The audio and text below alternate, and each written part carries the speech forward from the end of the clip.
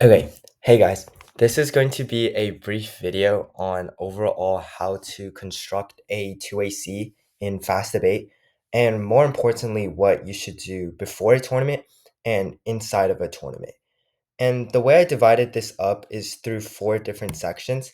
First, I'm going to explain just the basics of the 2AC and what you should do in every single round that you have.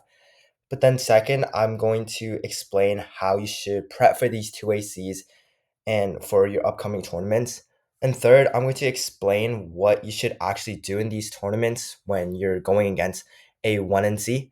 And lastly, I'll explain how you should constantly practice your 2AC drills. So eventually, when you get into tournaments and go further on in the season, you don't have to spend as much prep time in the 2AC, and the 2AC should not be as stressful as it is right now. So the first thing that you want to focus on in the 2AC is getting the fundamentals down for what you should do. The most important thing you do in your 2AC is to start off with the case position. And the reason why you should do this is because the case position is all of the offense that you have in the debate. For example, your 1AC sets up multiple scenarios like, oh, the solvency of disease or the solvency of other existential impacts. All of these impacts are ways that the affirmative can leverage to win this debate. And ultimately, at the end of the day, if you drop one of these off positions in the 2AC, for example, a disad, you still have a way to win the debate because you have external offense on case, which is why it is extremely important to start on case. And on case debating, it should be pretty simple.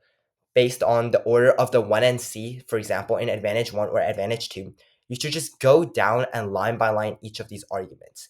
And preferably, you would try to label it while you're responding to it. For example, 1NC1, yes, Arctic War, or 1NC1, yes, solvency. All of these ways of signposting on case, specifically in the 2AC, is going to allow the judge to have a better understanding of where you are, and also just allows you to have a much more organized overall 2AC on case. But the second thing that you want to do in the 2AC is to cover the off positions properly. A lot of the times 1NCs are 6 to 10 off nowadays, and because of this, you want to be able to have a proper coverage on a lot of these off positions. For example, you want to make sure that you at least have 4 to 5 subpoints on each off positions or like a disad, and make sure that you have the best arguments that you have at the top. Because, for example, if you start running out of time, but on these off case positions, you have the best argument up front, it allows you to have much more defense or offense rather in the 1AR, and it overall gives you much more protection coming out of 13 minutes of the neck block. But most importantly is you should cover your positions properly. It is okay for you to not read as many cards on in off case positions if you ultimately get through every single one. Because it is more important for you to have bare minimum coverage on a position than rather soul dropping it. And then it makes the 1AR extremely hard, especially if you drop a counterplan that solves all of the case. It is basically game over coming out of the 2AC, which is why it is extremely important that you follow under these fundamentals of the 2AC, with starting on case, going on to off positions, and then covering as well as possible and making sure you have arguments on every single one. That is the basics that every single 2AC should have. So after the 2AC, knowing the basic, let's explain how you want to prep for these tournaments. Because of course these tournaments, especially big tournaments like Glenbrooks or Greenhill, there are over 100 teams that are going to be in these tournaments. And of course, these are going to have new arguments or off-case positions that they can read to your AF. And one of the best ways that you can actually prep and make sure that your AF file or your 2AC master file is extremely good is by first being constantly updated on the wiki and looking at other people's email chains. It may seem like a hassle to look at the wiki every single tournament, but it is one of the best ways that you can ensure that when it comes to the tournament, you are fully prepared. You don't want to be a team that goes into a round and have no idea what teams read. For example, if Nutria breaks a new counterplan in the Greenhill tournament and you have no clue because you did not scout the wiki or you did not look at the email chain, and then you go into a round against them and they read that same counter plan against you and you have nothing against it, it is extremely awkward, and also it puts you in a really bad position coming out of the 1NC because you literally have nothing on that position in the 2AC, which is why you should most importantly have the wiki always updated and always look through email chains to see any new positions and how other teams even respond to those new off case positions. But the second thing you want to ensure during your prep is to understand every single 1AC card. Understanding the 1AC is really, really important because if you don't, case debating first is going to be extremely, extremely hard. More specifically, for example, if they start to read a bunch of no solvency arguments, no inherency, or even no impact, and if you don't understand any of your arguments in your 1AC and you barely skim through it and just reading the tags, when it comes to 2AC case debating, you will literally have no idea what these cards are going to say and are not going to be able to continue to make proper warrants to respond to a lot of these teams' arguments. And because of that, you can very much get crushed on case immediately in the 2AC. And the 2NC will, or the block rather, will exploit this easily. And the 1AR just becomes extremely hard, which is why you should really understand the 1AC's cards. And because a lot of the times our 1ACs are going to have preemptions for process counter plans, like having certainty deficits, even rather like preemptions for disads, Ks, all of that. And if you don't understand any of that, you can't leverage that in the 2AC. And ultimately, it makes it so that you waste 1AC time, but also don't put you in a good position in the 2AC. And you have to read another like bunch of new cards that you really don't understand as well. The third thing that you want to do for prep is make front lines to the off case positions that you find on the wiki. For example, new disads, new counter plans. All of these are essential that you don't just look at the wiki and email chain, oh, this team read me off, but actually make front lines to it. Of course, like these other teams that you see on the wiki and email chains probably made it in round, and you can use that to base it off of it. But you should most importantly just read through every single one of these files that these teams break, and then you should look at how it applies to app. Of course, you should always first read the wiki or email chains because a lot of the times, if you don't look at this and just see this off position and just automatically prep, oh, I need to prep this, and then other teams responded to it like this. But the 1AC or the app that you run sometimes might not even link to the off case positions, and you could just be wasting your time, which is why it is extremely important to actually read the off case positions and then make front lines to the off. The last thing that you should prioritize when you're doing prep is actually cut updates for positions. And there's really two benefits for this. First, you would actually have like way better understanding of the arguments that you're reading because you cut them yourself. You would underline, highlight, and bold, so you would know exactly the warrants that are in the cards that you're reading. But second, if you're actually cutting updates for these positions, that means you're actually internalizing the arguments that the negative team is making. And when you're internalizing the negative team's argument in 2AC, you can make much smarter analytics. And even all the arguments that you're making will be much more fleshed out than you just copying like large teams like Lassa's or Green Hills cards and just like reading it on your own without having much thought to it. Which is why cutting updates is so important. But now we know like the foundation for these prep and the way that we should organize it. Let's explain how we should like internalize this and do this in the tournament. Like in these tournaments, it is extremely essential that you have pre-round prep.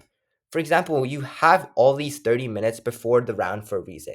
It is not just for the negative team to construct the 1NC and make 2NCs to your affirmative, but rather it is also a way for you to leverage this time and benefit your 2AC in the round. And the way you should do this in the pre-round is by looking at the past negative positions that they have ran.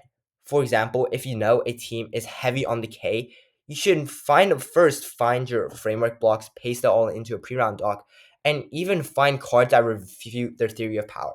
Or for example, if it is a disad, you can look at these disads that they run and first just put it into your pre-round doc and make long or short versions based on the amount of off they read.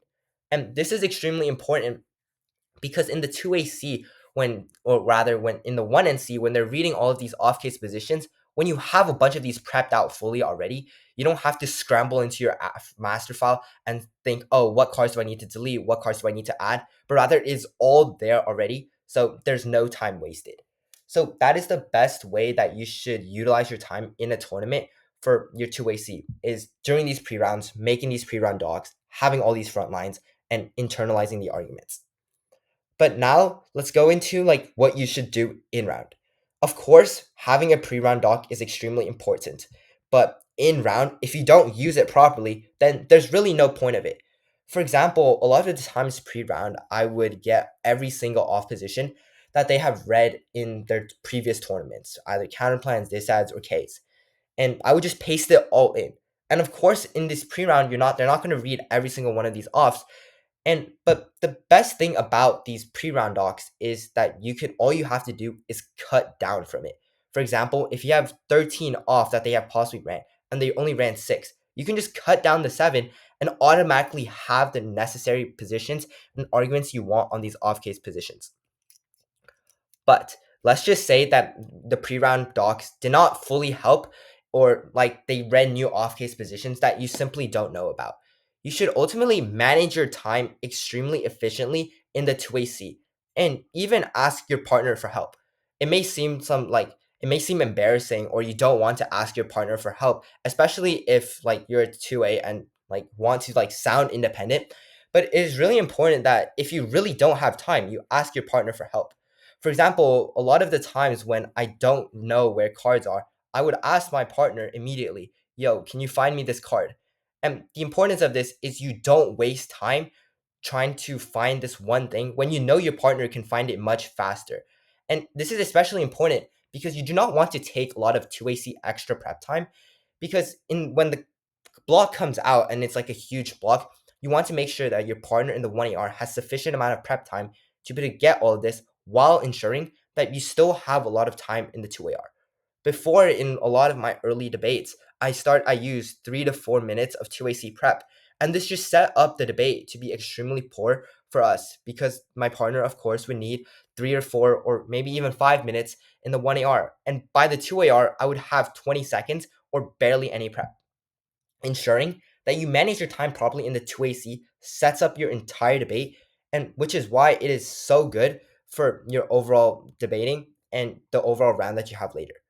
But the third most important thing that you should have in your 2AC inside the tournament is order the off in order of importance. This is one similar to the basics that I said in the first slide, but a lot of times in these tournaments, there are a lot of scrappy offs that negative teams put to throw you off guard, or simply it's obvious that they're not going to go for it if they de-highlighted the card to make it so that it basically says nothing, or if they just read an extra off at the bottom when they weren't even going to put in the 1 and C.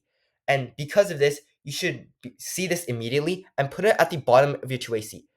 But more importantly, the way you order your off in the round is extremely important, because if you set it up to the point where it is not in the order of importance, you could possibly be covering a really strong off case position that the negative team likes to go for in the last 30 seconds and not have a lot of substantial arguments on it, which is why ordering off is so important. But the fourth is the most important thing that you should be doing in to prepare for your 2AC is to flow the case arguments made in the 1 and C. It doesn't matter if you have not finished prepping your off case positions. It does not matter if you don't have anything in the doc. But when it comes to case, you must flow. The reason why is because a lot of teams will first delete analytics, and a lot of case arguments can be dropped if you just flow off the doc and go impact defense. But also, this applies to off-case positions as well. You should always be concretely flowing the 1 and C to ensure that if they skip an off, you don't just forget about it or not even recognize it. So, and then when you read the 2AC, you read an entire defense to an off that they never read. First of all, that is extremely bad looks towards a judge, and your speaker points would obviously go down. But also, it ruins a lot of the time allocation that you have for other off-case positions. And more importantly, if you don't flow a lot of the arguments on case, it can lead to disaster in the 2AC. Because if you drop too many arguments on case in 2AC, it could easily make the debate over already because of a lot of hidden arguments that the negative team makes. And more specifically, because case is all of your offense, if you drop too many arguments and you don't have any offense, is pretty easy neg ballot starting from there. Finally, you should always be able to practice to make your 2ACs better in many different ways. And there are four, or actually three ways that I think is the best way to practice 2ACs. And the first one is just watching 2ACs from top teams on YouTube. For example, a lot of these top teams are extremely organized and do 2AC debating really, really well.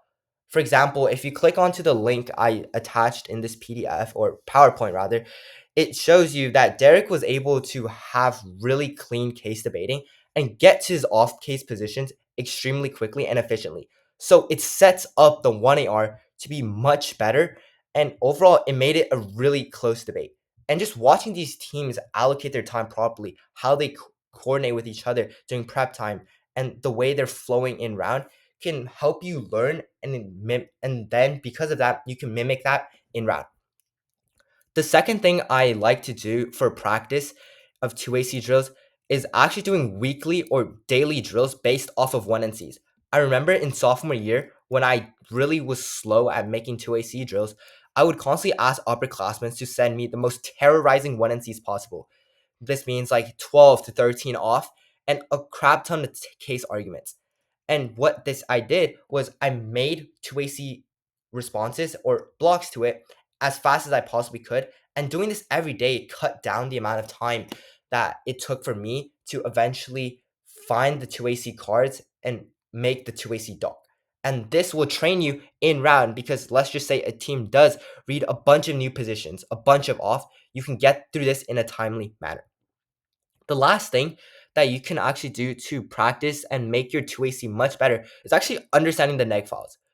Because a lot of the times, a lot of affirmative teams don't actually understand what the negative team's off case positions are doing. And because of that, they get extremely scared and just dump a bunch of cards in the 2AC when the off case position is not even threatening. And ultimately, because of that, they waste a lot of time. The 2AC gets time pressured once again, and it sets them up to not have a clean debate. If you understand the neg files and understand the weakness for every single position, you know exactly what you want to target in the 2AC and exactly how to combat those arguments. And ultimately, through these three ways, you can get 2ACs much faster and overall way more efficient. And overall, your 2ACs in round would be much better. So overall, the most important things that you guys should take away from the video is basically having the proper order of case, then going to off, and more importantly, flow all of these positions. But also make sure that you are constantly up to date with off case positions so that you are prepped.